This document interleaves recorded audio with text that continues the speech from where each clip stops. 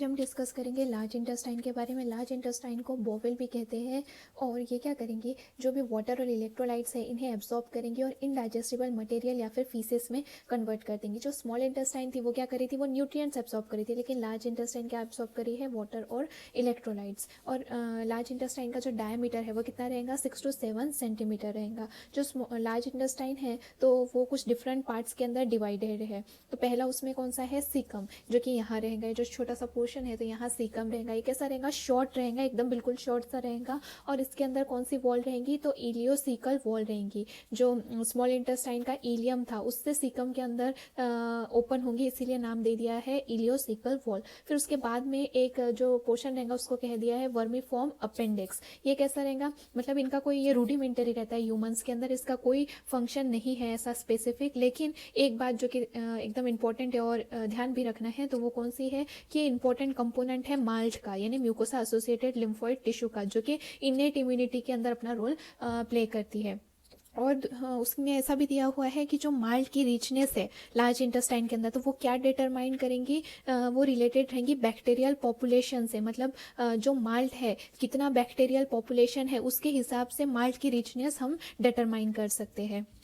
फिर जो कि इनेट इम्यूनिटी में इन्वॉल्व रहती है। उसके आगे जो लार्ज इंटेस्टाइन है उसके अंदर क्या रहेंगी, असेंडिंग, ट्रांसवर्स, डिसेंडिंग और सिग्मोइड कोलॉन रहेंगी। जो ये स्टार्टिंग का पोर्शन है जो ऊपर जा रहा है, तो ये क्या है, असेंडिंग कोलॉन है, ये ट्रांसवर्स कोलॉन है, नीचे आ रहा है वो डिसेंडिंग कोलॉन, जो लास्ट का छोटा सा पोर्शन है ये क्या है, ये सिग्मोइड कोलॉन है। फिर एकदम एंड में ये जो डिस्टल पोर्शन है ये क्या है, रेक्टम। तो जो कोलॉन है, कोलॉन की जो वॉल है वो ऐसी छोटी छोटी फोल्ड्स के अंदर प्लकर्ड होंगी, जिससे क्या कह दिया है, हॉस्ट्रम, हॉस्ट्रा कह दिया है।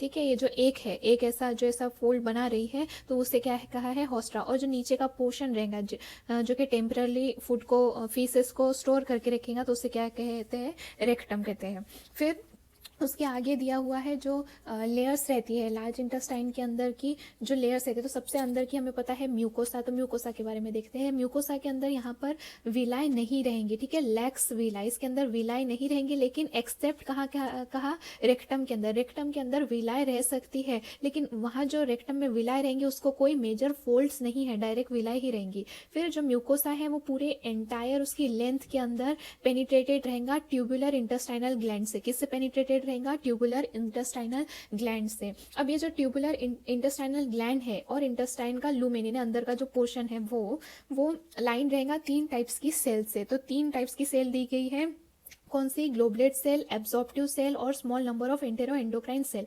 तो जो ये ग्लोबलेट सेल है यानी पहले टाइप की सेल, वो क्या करेंगी, वो लुब्रिकेटिंग म्यूकस प्रोड्यूस करेंगी और ये क्या रहेंगी, पूरे एंटायर कोलॉन में, पूरी इंटेस्टाइन के अंदर, लार्ज इंटेस्टाइन के अंदर रहेंगी, पूरे लेंथ में और रेक्टम के अंदर भी रहेंगी। फिर जो एब्जॉर्प्टिव सेल है ये कैसी रहेंगी, ये कॉलमनर रहेंगी, इन्हीं को क्या कहते हैं, कोलोनोसाइट्स भी कहते हैं। फिर इनके पास में इरेगुलर माइक्रोविलाई रहेंगे, कैसे रहेंगे, इरेगुलर माइक्रोविलाई रहेंगे। और इसके अंदर कुछ डायलेटेड इंट्रासेलुलर स्पेसेस रहेंगे ना, बीच बीच में कुछ स्पेसेस रहेंगे। अब ये स्पेसेस क्यों जरूरी है, क्योंकि एक्टिव फ्लूइड का एब्जॉर्प्शन होने के लिए जरूरी है। उसके आगे दिया हुआ है जो तीसरे टाइप की सेल रहती है वो रहती है एंटेरो एंडोक्राइन सेल। तो small number of enteroendocrine cell रहेंगी।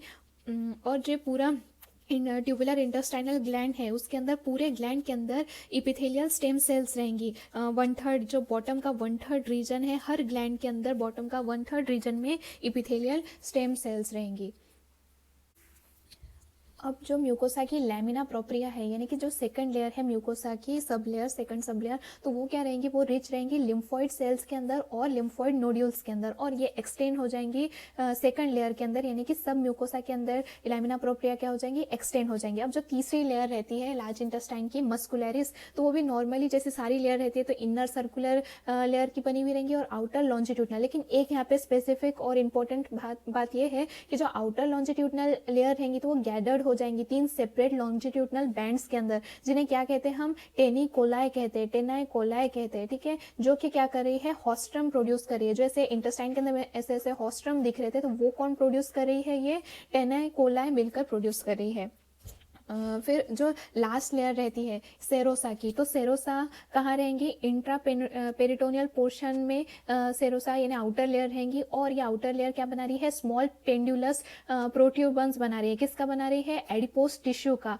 प्रोट्यूबंस यानी कि मासेस, ऐसे कुछ मासेस बनाएंगे सेरोसा, तो उसी को क्या कहते हैं हम, ओमेंटल अपेंडेजेस भी कहते हैं। क्या कहते हैं, ओमेंटल अपेंडेजेस। यही हम सब एक बार डायग्राम में से भी देख लेते हैं।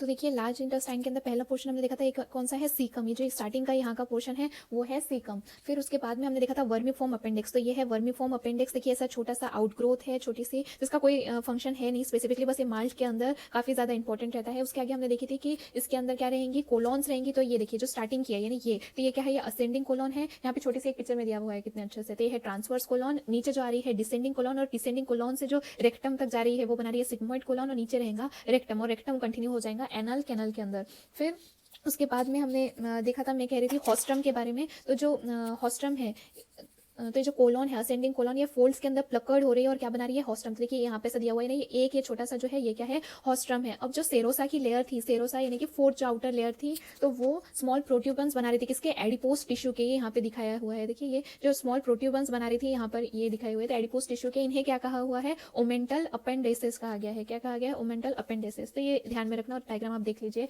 इसको एक बार टेक्स्ट बुक से भी रेफर कर लिए।